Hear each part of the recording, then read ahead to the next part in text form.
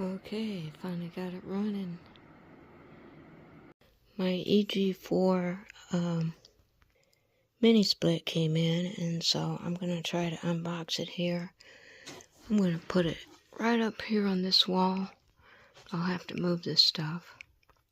I've watched quite a few YouTube videos on doing this, and thanks to everyone.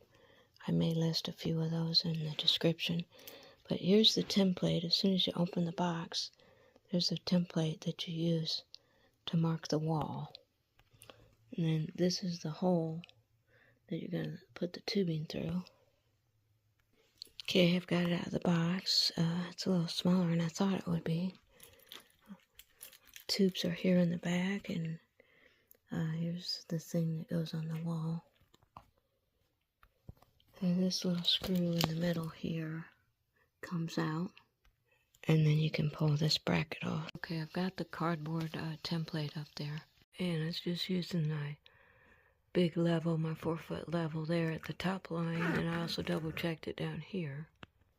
Now all of these possible screw holes are a little confusing. I called the company, and because the instructions say to just put 4, one here, here, and here. But I don't have studs there, and my stud is actually right here, which corresponds to this hole. So instead of putting 4 screws in, I'm going to put an extra one right here into a stud. So find your studs, and if there's a place to put a hole to grab it, that's going to be your safest bet. The guy I talked to wasn't really sure about it, but that just makes sense to me. The instructions don't really explain it well.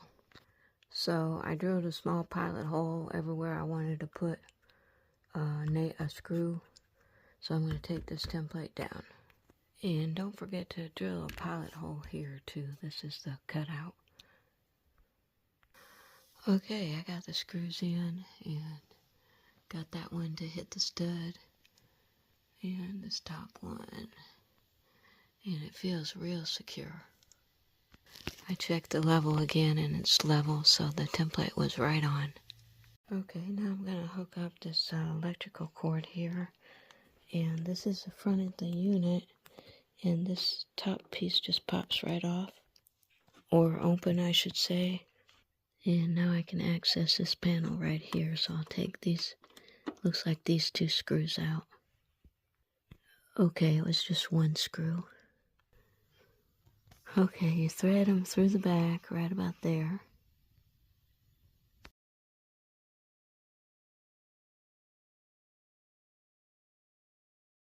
Okay, there's 2 washers on these screws, and that terminal goes between those 2 washers. I don't know if you can see that. Okay, so you want those really snug. You don't want to strip the screws, but you do want them tight. I talked to the company about this wire here, this gray one, and it's not supposed to go anywhere. They made it in the manufacturing, and we're gonna use it for something, and then they decided not to use it. So anyway, I'm just gonna tuck that back in there. Okay, whoops, forgot this white brace here. I unscrewed the screw in there, and that's to hold this main wire in place. So I'm gonna secure that. Okay, there's a good shot of that. So now I'll put the cover back on. Okay, I can shut this up.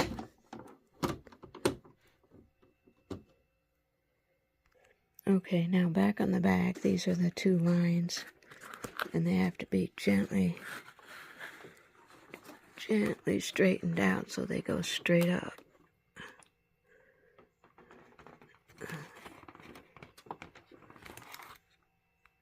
Okay, I got that ready. Now, this drain tube on the right needs to be moved over to the left. So I'll disconnect it here. You just turn it counterclockwise, and then it pulls straight off. And it will go over here. And gotta remove this cap.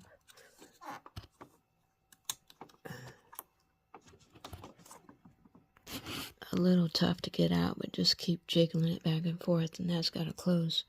That cap's got to go back over here to close up this hole. You can use the tool that came with the kit to kind of push that back down in there. Okay, if you jiggle it, it eventually goes back in. So sorry about that. When you go to put this one back, you see the tab. So you want to screw it clockwise onto that tab.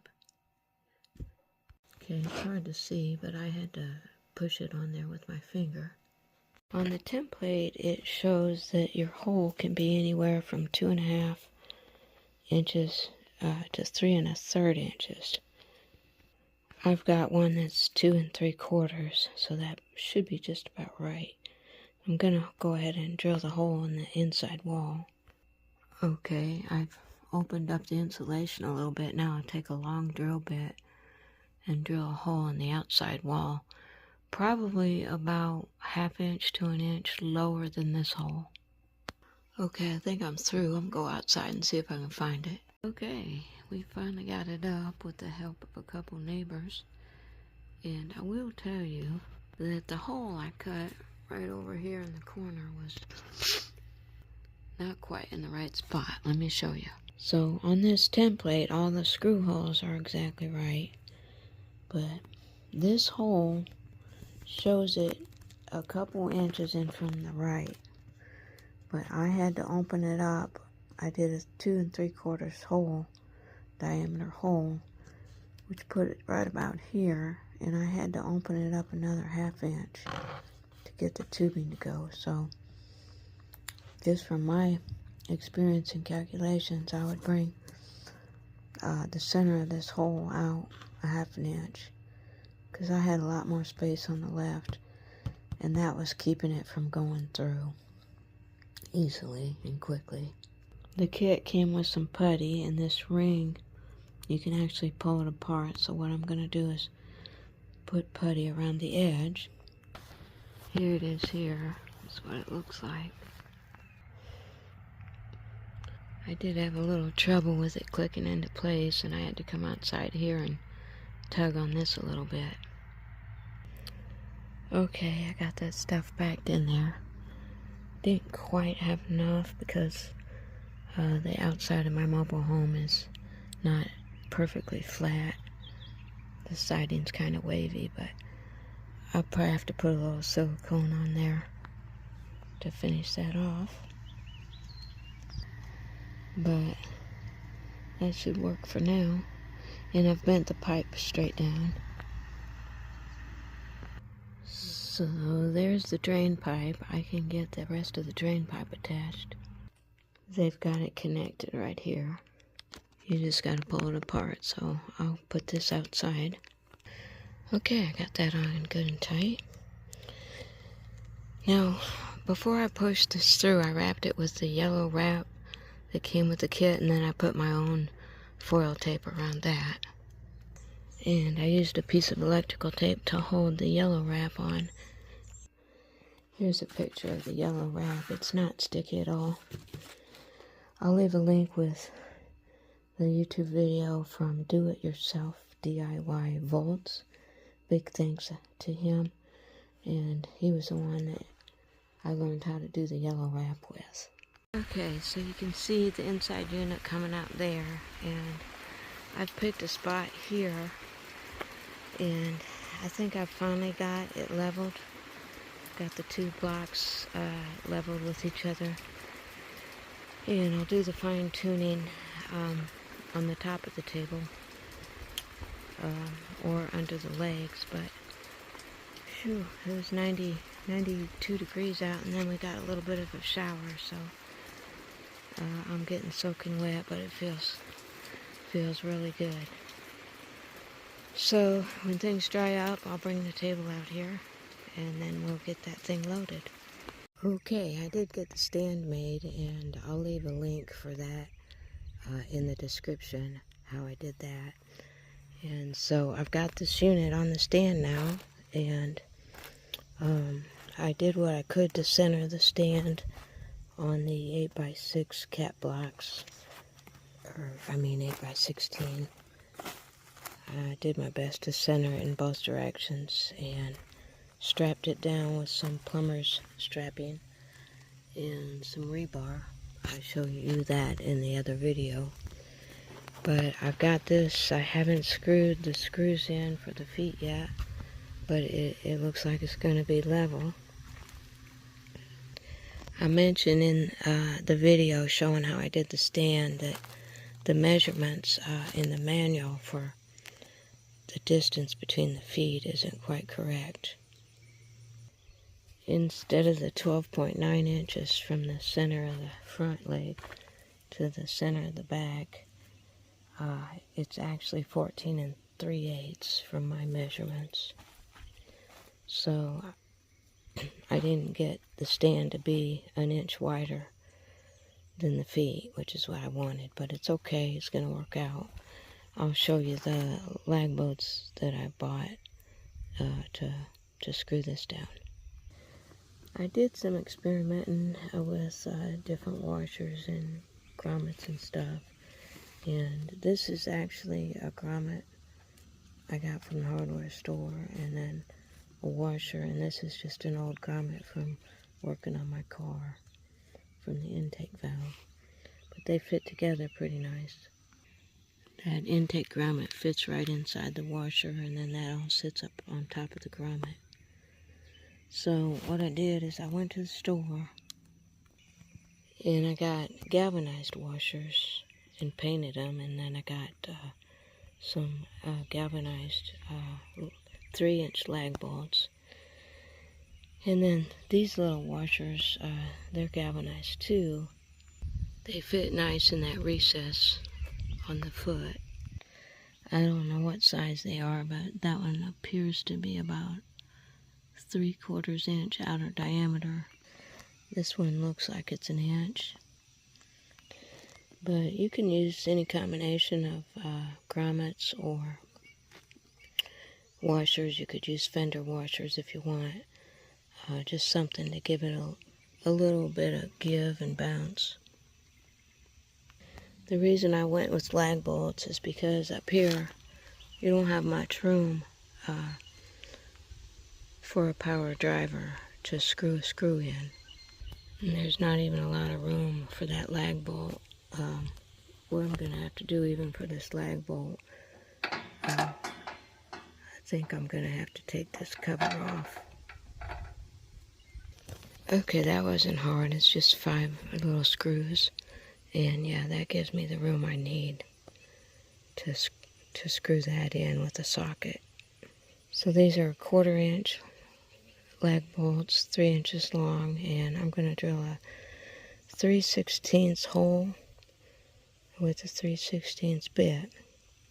Then I'll put my combination washers underneath the foot and go ahead and screw down the lag bolt. You don't want it to be super tight. You want a little bit of give there. I did a dry fit and then I marked everything with a Sharpie, so that's where I'm drilling. Okay, I got all 4 legs loosely started, and you see how close that wrench comes. Okay, I got the lag bolts down, and I did nick the paint in a couple spots, and I ended up going to a box end wrench. 11 or 12 millimeters should work. I got the grill back on. So now it's time to hook this black communication wire up.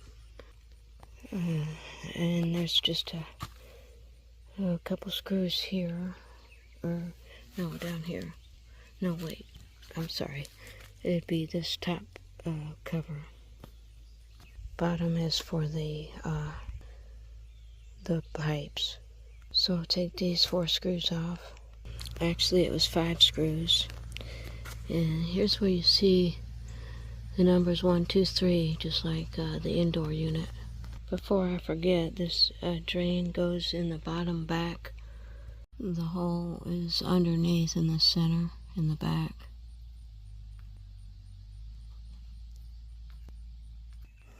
On mine, it just popped up in there. It's a real loose fit.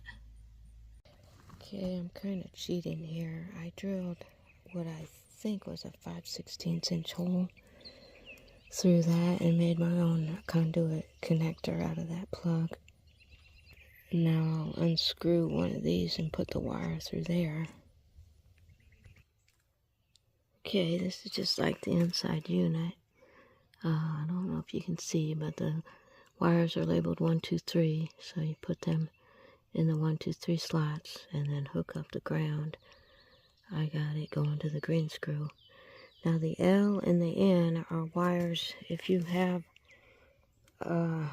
if you want to hook into your power company, which I don't have because I'm off grid.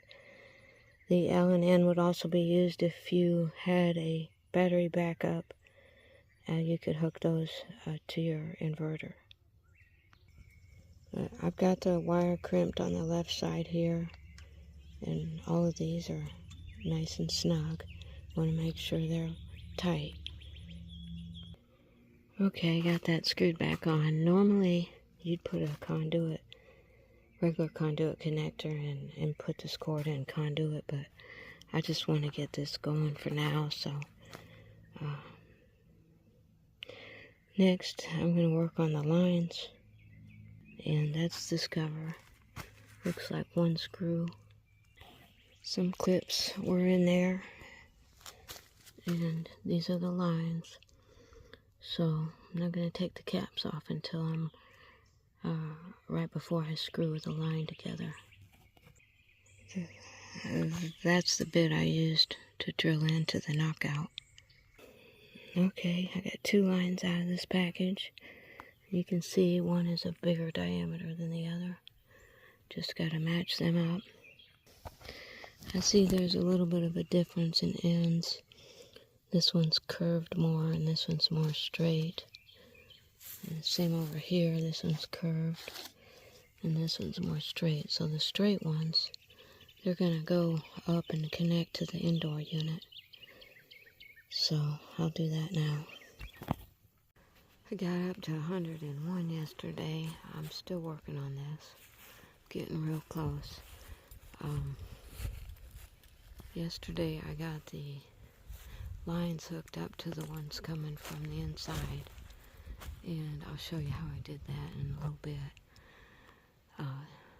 I've still got to do the sides here. I'm not a professional. I'm just showing you how I'm doing it and what I figured out. So I want to show you how I finished wrapping the joints and everything up there. Okay, the larger line is the one that's important to insulate, so I've cut a piece of the insulation that came with the kit.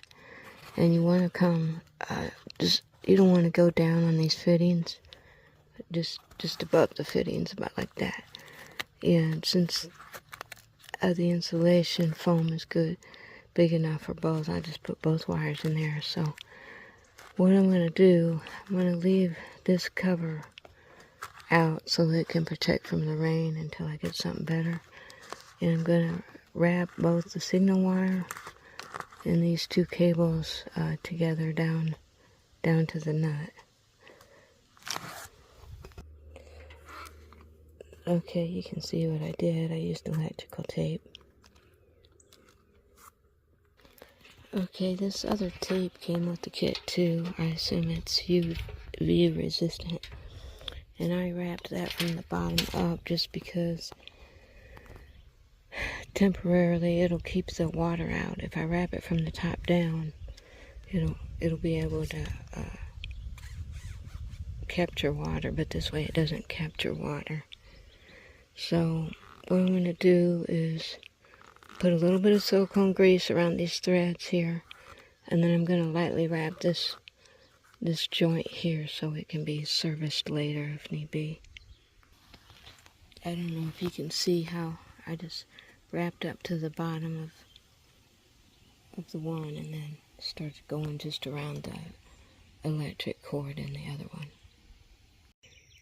I'm in the process of connecting these two lines, and I was going to show you the tool I was using to help me torque it. So it's this right here. I've put this extension torque bar on my wrench, and then the half-inch drive fits right in the center. Then I just line up both handles so they're somewhat together, and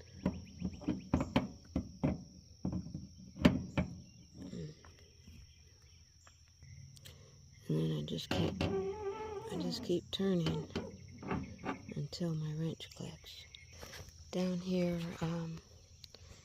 I didn't have to use a second wrench to hold the other nut, but when I did those up there, I had to have 2 wrenches, so it was kind of tough to do up on the ladder. And now I gotta open these valves here, and by the way, it's 18 to 22 foot-pounds on these lines I just tightened. I think I went 21. There's also these clips that need to go on, but first I'm gonna open up the refrigerant and check for leaks. Okay, I took the cap off and I'm turning that screw inside there with a hex wrench. Gotta turn it counterclockwise until it stops. Then put the cap on, and I think this cap gets torqued down to 30 foot-pounds. I'll do the second one.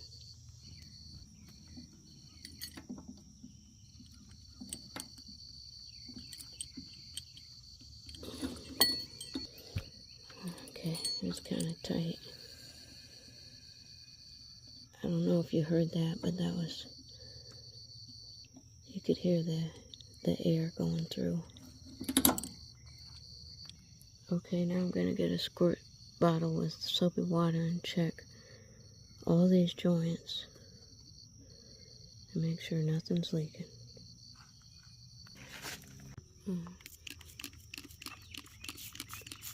I don't see any bubbles anywhere. So I'll go ahead and check this top one. Okay, so got it running, and one thing about opening up the gas underneath here, just when you turn the hex wrench counterclockwise, give it a snug final turn. And then they say to put these on at 22 to 30 foot-pounds. I don't know if that's right or not. When I was doing that, I think I just about stripped this one. So this one I didn't put on near as tight, so neither one of them got to 22 foot-pounds. So main thing is just check it for leaks. So I got that. It's going this morning. Before the sun was fully up. These are 585 watt panels, and I hooked up the 2 in the middle first, and then I laid a tarp over it and hooked up the 3rd one, and then I laid a tarp over all 3, and these were still in the shade, so went ahead and hooked them up, and then I hooked those lines up to the unit and made sure the inside unit was off. So after I got that all done, went inside and turned it on. So it's 100 degrees out already before about noon, and it took a while. It was cold coming out of there, but it took a while to really cool the room off. But it's been going now for I think a good hour and a half, and everything's really cooling down good. It's on Celsius. Let me see if I can figure out how to turn it to Fahrenheit. Okay, I got Fahrenheit to show. They send out 2 different remotes, and they work differently to switch from centigrade to Fahrenheit. So try pressing both these arrows at one time and that didn't do it for me. The other option is turning the unit off and then holding the up arrow and the fan button for 5 seconds. And then when I turned the unit back on, it was Fahrenheit. This button is left to right movement, which doesn't work on my model. And I'll show you how you do that manually in a minute. This is moving the louvers up and down, which it didn't work at first. But then when I pressed this button, and somehow I got the louvers going up and down automatically, back and forth. And when they got to the right spot, I pressed this button, and it stopped them. The fan has 5 settings, and when you get it on the highest setting, you can hit turbo, and it'll make it go even faster. Okay, I think the reason the room didn't cool down that fast was because I didn't have the louver set here out. It was going down, and also I didn't have the fan on high, but it's running on high now and really kicking out some cold air. So to change the louvers left to right, up inside of here,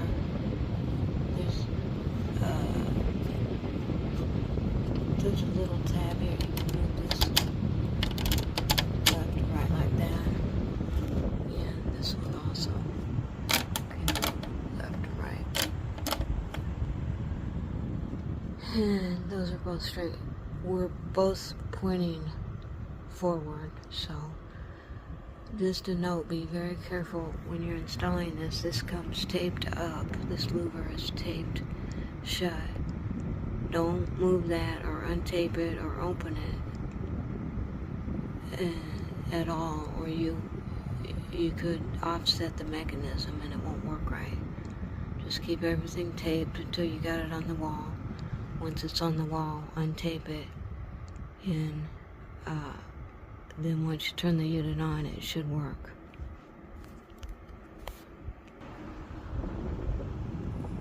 Okay, you can see I've got